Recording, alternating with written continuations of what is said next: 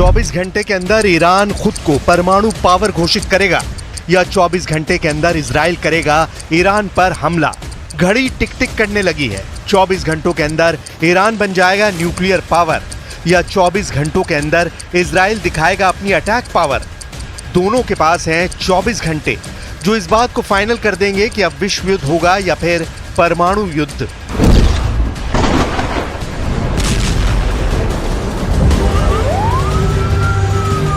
Iran और Israel की टक्कर में पूरी दुनिया फंस चुकी है और अब एक फैसला इस युद्ध को एक झटके में अंजाम तक पहुंचा सकता है। लेकिन वो फैसला ऐसा होगा जिसमें पूरी दुनिया के जल जाने का खतरा है।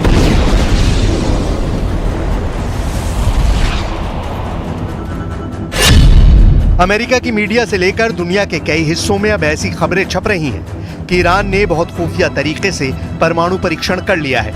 ईरान में भूकंप की खबर ने अटकलें बढ़ा दी हैं कि ईरान का एटम बम तैयार है और यही वजह है कि इजराइल अब खौफ में है।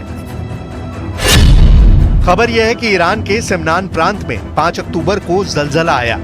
रिक्टर स्केल पर तीव्रता 4.5 मापी गई।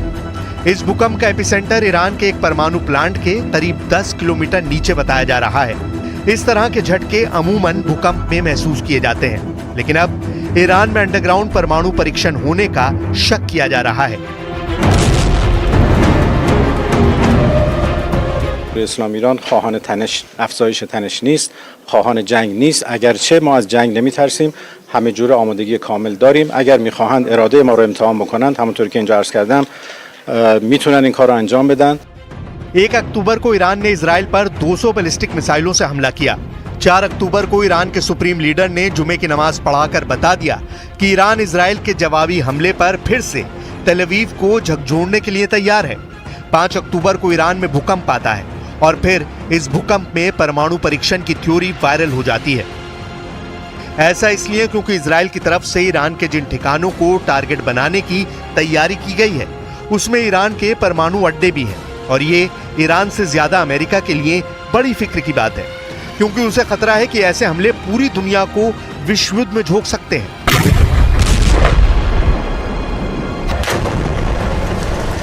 ईरान पिछले 20 सालों से अपना परमाणु कार्यक्रम बेहद सीक्रेट तरीके से चला रहा है।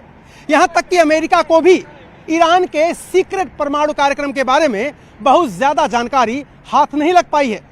हालांकि 2023 में अमेरिका की न्यूज एजेंसी एसोसिएटेड प्रेस ने यह दावा किया कि ईरान ने अपना परमाणु प्लांट जमीन के इतना नीचे बनाया है कि अमेरिका की कोई भी मिसाइल उसे भेद नहीं सकती है।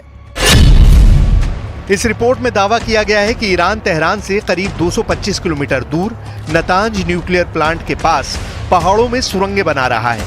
ये सुरंगें जमीन में 260 से 328 फीट तक गहरी हैं, यानी यहां अमेरिका का कोई बंकर बस्टर बम भी काम नहीं करेगा। यूरोप के भी कई देशों की इंटेलिजेंस रिपोर्ट कह चुकी है कि ईरान परमाणु बम बनाने के इतने करीब पहुंच चुका है कि बहुत जल्द वो अपना पहला परमाणु बम टेस्ट भी कर सकता है।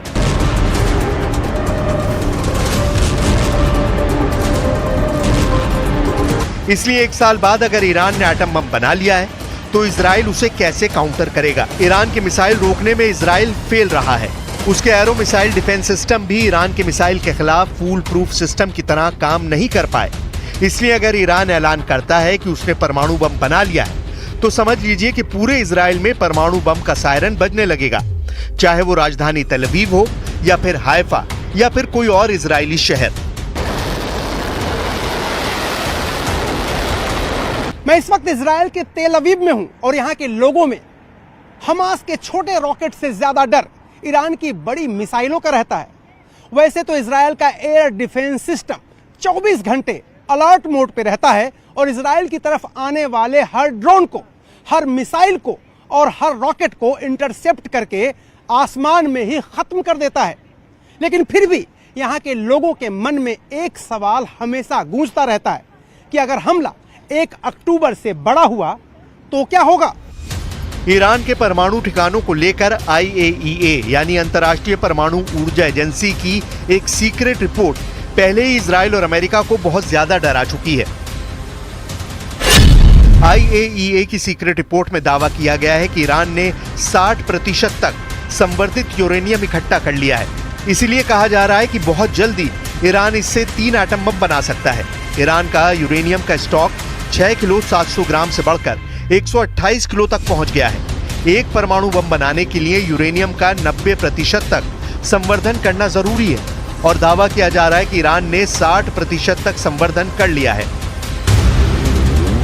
ऐसे दावे इजराइल और अमेरिका भी लगातार करते रहे हैं, लेकिन जब युद्ध के बीच हालात ऐसे हों और ईरान में आए एक भूकंप को परमाणु परीक्षण से जोड़कर देखा जा रहा हो, तो समझ जाइए कि इजराइल के लिए बैकफुट पर आने का वक्त आ गया है।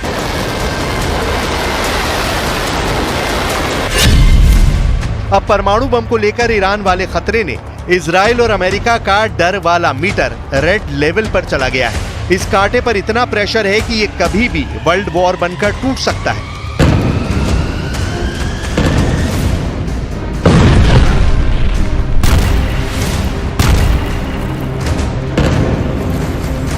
سیاست ما سیاست جنگ و ادامه تنش نیست، اگرچه برای اون آمادگی داریم. سیاست ما توقف درگیری ها هست و رسیدن به یک آتشبس عادلانه که مورد توافق، مورد قبول و پذیرش مقاومت باشه.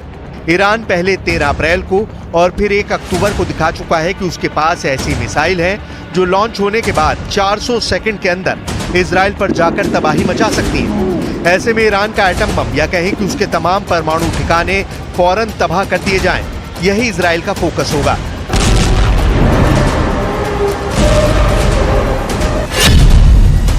अभी ईरान ने 6 स्पॉट पर न्यूक्लियर रिएक्टर लगाए हुए हैं, लेकिन इनमें से 2 अहम साइट हैं। पहली जगह है नतांज और दूसरी जगह है फोर्डो। यहाँ है अंडरग्राउंड न्यूक्लियर साइट, जहाँ ईरान सबसे ज्यादा गुणवत्ता के यूरेनियम संवर्धन करता है। इजराइल चाहेगा कि वो पहली फुर्सत में ईरान के इन परमाणु अड्डों को पहली ही स्ट्राइक में तबाह कर दे। ये वो जगह है जहां बेहतर क्वालिटी यानी बम बनाने के लिए बेहतर यूरेनियम तैयार किया जाता है। ये नतांज न्यूक्लियर साइट की 2002 की तस्वीर है। 2002 से 2020 तक इस साइट का ईरान ने बहुत विस्तार किया है। वहीं फोर्डो वाले न्यूक्लियर साइट की पहली सैटेलाइट तस्वीर 2009 में सामने आई थी। यहाँ भी 2002 से 2020 तक ईरान ने काफी काम आगे बढ़ाया है। दावा किया जाता है कि ईरान सबसे अधिक यही यूरेनियम संवर्धित कर रहा है। अब तक ईरान की नीति साफ है कि वो परमाणु बम नहीं बनाएगा। सुप्रीम लीडर अली खामनेई भी इसे बार बार दोहरा चुके हैं, लेकिन अब हालात अलग है। अब दुश्मन सामने है और खतरा ईरान के परमाणु अड्डों को भी है। सवाल है कि क्या खामनेई अपनी नीति बदलने पर मजबूर हो जाएंगे, क्योंकि खामनेई के सलाहकार ने ऐसा इशारा किया है कि अगर ईरान के अस्तित्व पर खतरा पैदा हुआ तो वो अपनी परमाणु नीति बदल सकते हैं। ईरान के पास अभी एटम बम है या नहीं, ये बात पुख्ता तौर पर अमेरिका भी नहीं जानता, लेकिन इजराइल के पास एटम बम है, इससे कोई इनकार नहीं करता।